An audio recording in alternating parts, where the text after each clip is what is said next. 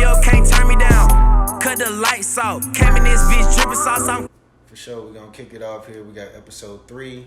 Supply Shane, aka the Supply Guy. We got DJ Loui Vee in the building. You dig? So yeah, we back at it, man. Definitely glad to have really my profile. Just a transparency moment here. This is my profile. Had to get him in the gear. I hit him up. I was like, yo, we're gonna put you in the gear, bro. Get this interview kicked off, and hear a little bit about some current topics and kind of like where you from, things like that. And he was with it, so we set it up. And here we are. So we're gonna get straight into it. Like, definitely want to let the people know like who you are and where you're from originally. Man, what up? Everybody's tuned in right now. Go by DJ Loui Vee. I'm from Columbia, South Carolina. 803. Like 3 hours away. I'm in Atlanta right now. But yeah, that's where I'm from the Metro. For sure. How did you come up with the name DJ Loui Vee per se? All right, so that name basically came from just out of nowhere. Really, at that time, I'm not sure if you guys remember, but it was just a point in time where the big timers, you know what I mean? Was, and everybody was wearing the Gucci and the Louis at a certain point in time. And when I decided to DJ, I remember coming home from college. Shout out to South Carolina State. I remember coming home from college, and I just remember trying to come up with a DJ name, and I remember a current DJ at that time asked me, like, what's your name going to be? And I was just like, DJ V. In my head, that's what I said, but I was like, nah, that don't rock. I was like, well, I'm still working on it. You know what I'm saying? Yeah. And then I just started thinking, like, about everything that was going on. Just to go back to the big timers thing, like, everybody was wearing the Gucci and the Louis. Right. And then for me at that time, I'm pretty sure, you understand too, it looked expensive. Right. So you got what you paid for. So with my first name being Vladimir, I just cut all that off, kept the V, add 2 E's to it, and then I was just like, I'm going to just do Loui Vee. And then when I decided to do that, I remember a friend of mine was like, well, what does it stand for? I was like, well, basically, when women go to the store, anybody go to the store, and they buy a Louis Vuitton, they get what they paid for, you know? So when you hear my name or see my name on a flyer, you getting what you pay for. Yeah, so it's more of an expensive sound and an expensive taste. That's what you're paying for. Premium. Yeah, premium. Yeah, so that's where that came from right there. All right, I like that. So, like, was there anyone that personally introduced you to DJing, or did you kind of just come off in a hobby with it? Yeah. So, again, a friend of mine, shout out to my homegirl, Zavina. She lives out there in Miami right now, but she was living in Columbia at the time. She graduated a semester before me from South Carolina State. I ended up going home for the summer, and she graduated a semester before me. And I was just asking her, just like, yo, what's going on? Like, how's life after college? Just being nosy. And she was like, I work in this club. Like, I love, life after college. I got a job and I work at this club. The money is easy. And she was just like, yo, come to think about it. She's like, V, you do music because I produce as well. So she's like, you should be DJing.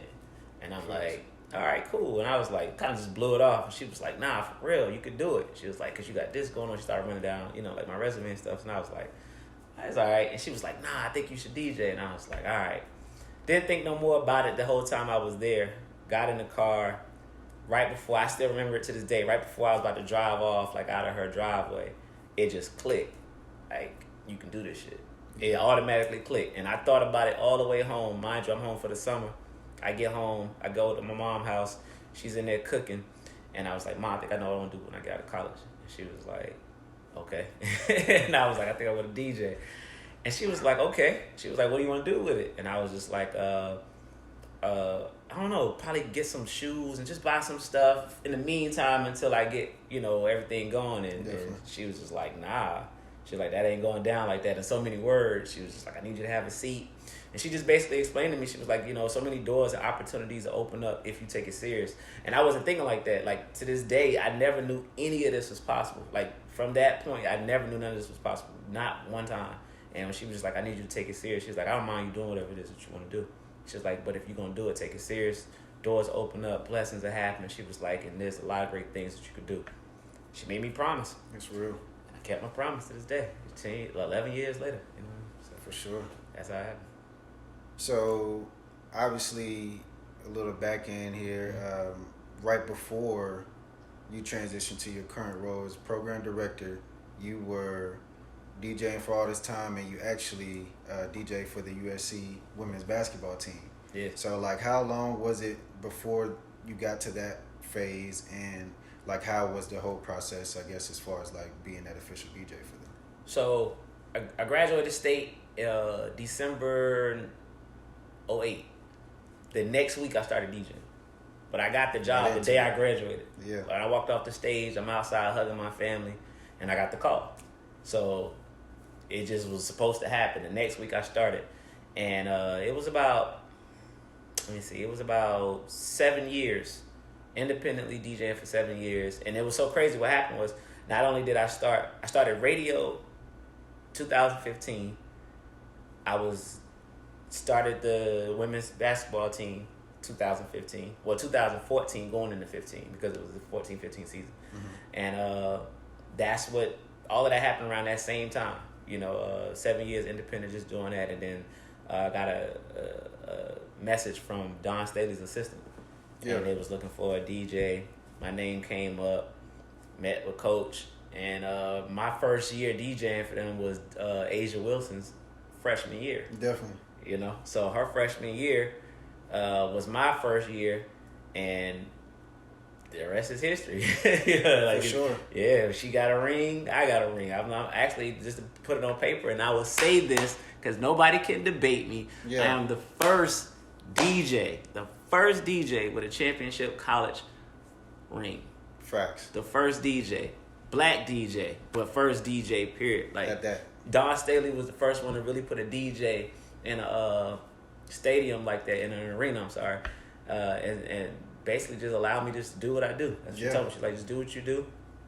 And we won the ring, and they gave me a ring. I was like, wow, so this kind of just set the tone. And after that, I just remember when that started, you just start seeing all these schools start having DJs and stuff like that. But Don Staley set the tone. Like, shout out to Coach. Love Coach. For life. I definitely remember just seeing the transition and just me watching. I'm like, yo, that's my profile right there. Like, that was crazy. Man, I'm like, yo, just kind of seeing how everything was like super relatable on the court. So with the players, obviously every player knew you. Like all the fans were probably in attendance on top of the games. Yeah, sold out. They had a DJ sold out. Sold out games. Of course, the talent. Of course, Coach doing her thing. But it was just a great opportunity to be able to build with the program at that time. For sure. And at that time, she was building something, and her plan worked because she ended up getting that ring, and I was a part of it. I saw that entire movement happen. You know what I mean? Just being in the midst of that, I saw it happen. I DJed for her for 4 years. Like I said, Asia Wilson's first year to her last year. Like the year that she graduated, that was my last year before I left to go to Indianapolis. Okay. So we both left at the same time. So the news was like that big for you? Were you already looking for a transition to kind of get out of SC at the time? I wasn't looking for a transition. I was just ready. I had made, again, like just me and my mom, we was just so close. Yeah. So she was living in South Carolina at the time, and then I told her back in 2016, I was like, I think I'm ready to, take on something else, because you remember I was Charlotte, I was everywhere. Yeah. So I felt like it was just time for me to start thinking about what's next, right? Because I was from the city where I was, doing the games on the radio. Like, that's cool being home. Right. But if you really want to test the waters and see how good or great you really going to be or you are, you need to leave, and then maybe come back one day. So I just remember just telling my mom, like, I think I want to leave, and I'm not going to leave until I get you out of South Carolina first. So I moved her here to Atlanta, and then that was 17, and then 18 is when I left. So the news was like, it was I think it just came out of nowhere because it actually happened over the summer. It was through a conversation. I went to go do a wedding in Jacksonville, Florida. Yeah. And when I was in Jacksonville, I did a wedding, and I went to go see another program director. Shout out to G Wiz out there. I went to go see G Wiz, a great mentor of mine, and he basically just put it in my ear. He was just like, look, man, what you want to do next? And I was like, man, I've been thinking about that. And he was like, well, they got a job opening in Indianapolis. And I was like, all right. But in my mind, I was like, I ain't going to that's what I said in my mind. Like, I ain't going to Indianapolis. I don't even know nothing going on in Indianapolis other than Larry Bird. Definitely. You know what I'm saying? The Pacers, that's it. And the Pacers. So it's like, I'm going to Indianapolis for. Never been there before. Never been to the Midwest. And Just took a leap of faith. Yeah, I took a leap of faith, man. I left everything behind, and you know what it was. Like I was listen, the bag was real. But at the end of the day, you know, the doors, like I left all the money and stuff behind to get ahead, and I felt like I paid for education, I paid for knowledge, and I paid for growing pains, like all of that stuff. I had to pay for that. You know, right. That leap of faith didn't just come, and then the next thing you know, everything just popped off. Like it was tough. So how was it, I guess, in your early transition phase, you know, obviously being at iHeart, just adjusting to the new program director role? Tough. I was an assistant program director in Columbia, but when I ended up going to Indianapolis, that was my first program director gig. And, you know, going from the South to the Midwest where, right. you know, it's cold, real cold. And then you're taking on this new role, don't know what to expect. It's cold. It's cold. No family. It's cold. Yeah, none of that. It's just brick. And you're trying to take on this new role. And in the city, I love Indianapolis for what it was worth. You know, I appreciate everything that I learned out there, but it was just like a rough time. And I just think that everybody has that time where you're going to go through that period where nothing is going to make sense for a long time. And the saying that always kept coming to me was, you got to go through it to get to it. So I didn't know what the end goal was. I don't know why I was out there, but a lot of people always used to tell me, like, anybody that comes through Indianapolis, the next place they go to always pops off. And that's what everybody would tell me that, like, yo, you're not going to be here long. You're not going to be here long. Like, you got too much creativity. Like, you too dope. You're not going to be here long. In my mind, I'm like, yo, whatever it is, I got to hurry up and get up out of here. Yeah. And then, Atlanta. For sure. So as far as with you being a program director, obviously now, are you still conducting your own interviews on radio, or do you like hire other people in that place? I actually still do it, but you know, just in the position that I'm in now, you know, having a great staff. Shout out to my brother DJ Scream, man. Just great interviews. Him, Ashley, she out there in Houston, do great interviews. Zach Boog in Chicago. Like, the staff that I have is amazing. And they do interviews, so definitely. It's just cool to kind of just sit back and just, you know, make the right decisions on who should, you know, take this interview or what this will look like. And, you know, I just play the back scene now until it's time to turn up. For sure. And you also have a good relationship with the Breakfast Club as well. Yeah, right? Yeah, man. Shout out to the Breakfast Club. Definitely DJ Envy, man. Great friend of mine, man. Great mentor. Before I even got on radio, he just was like, yo, man, like, you doing your thing, and just always was just there. You know what I mean? Just right. a great friend, a great brother. It's not like no job, iHeart, you know, friendship thing. Facts. You know, nah, it's like a real brotherhood. And of course, Charlemagne, you know, South Carolina, right. You know, Charleston. Your hometown, you know what I'm saying, 843. Charlemagne, great brother, man, great friendship, man. Just mentors, and definitely Angela Yee. You know what I mean? That's my sister right there. Like, always on point, you know, always willing to put me in my place. And, you know, I love Angela Yee. So the Breakfast Club, just the whole energy is just dope, man. I love what they're doing, especially in the climate that we're in right now. It's just great. It's a great time. For sure. For them. It's a great time for the Breakfast Club, you know. Yeah. So even as far as like radio itself, like what advice would you give to someone looking to get into radio, or the next aspiring program director, or even any type of position? Look beyond the surface. Most people, when they hear radio, they think about the DJs, they think about the personalities, but nobody don't know that it's a kid like myself. I'm black. I look just like everybody else. I come from Broad River Road in Columbia. You know what I'm saying? So, and I'm in the program director position, and there's other people that's just like me, and that are older than me, that, you know, have the same background, same stories, if not something similar. So sure. Look beyond the surface. You don't have to settle for just a radio personality. You don't have to settle just being a DJ. Like, you can really direct what's going on. And I like this position. As much work as it is, as many emails as you get. Because, of course, if you're a personality, you go in, you get your emails, you do your show, you go home. But you don't have to, you know, put all of this stuff together. No knock to the personalities. I love you all. For sure. But, you know, I took on a role at a really young age and at a fast pace. Like, you got to think, dude, I started radio in 2015. It's 2020. Right. You know, so this don't happen. You know, I know program directors like 10, 12 years before they got their first PD gig. So I'm just like blessed. My mom didn't lie. You know what I'm saying? Yeah. So Hit it full-fledged. Yeah, 5 years, man. I'm on my third market. But, I'm in the Atlanta market. It's top 10, so. Right. It's a blessing. So basically, all in all, advice, Look do your beyond. Research. Yeah, do your research. Don't settle just for And what don't you stop. think Like, go find out who's really running stuff, and then see where that can take you, because those can take you amazing places. Definitely. Amazing places around some amazing people. It's the thing. So, like, going on in the current climate, obviously, is so many trending topics. Mm-hmm. What would you say is the biggest or one of the biggest topics going on in radio right now? In radio, it's everything that's going on. Social injustice. This is a real thing, man. For sure. And I wasn't here when the riots was going on. Yeah. I was in Indianapolis at the time, and I moved here right after the riots. But that's the main thing. I know that. I mean, just like with anybody else, you got the players in the NBA, players in the NFL. People are tired of it. Right. I mean, think about it. If you wake up every day and you got to talk about this shit. You know what I mean? And it's cool to talk about, but it becomes draining to a point to where it's like you get tired of seeing people that look like you getting killed. That's and true. then you got to go and talk about it the next day. Right. And then a couple of weeks go by, somebody else get killed, and then you got to go talk about that. You know what I mean? Like, it's Right. just, it's Daunting. it's trauma. It's for real. It's a real thing. It's a real thing. For sure. Transitioning now, obviously, you say you came to Atlanta right after the riots. Like, how has your overall transition been? Like, it's been, a couple months now officially? So 2 months. 2 2 months months. officially now. It's been real smooth. And that's how I know this is where I was supposed to be at. Right.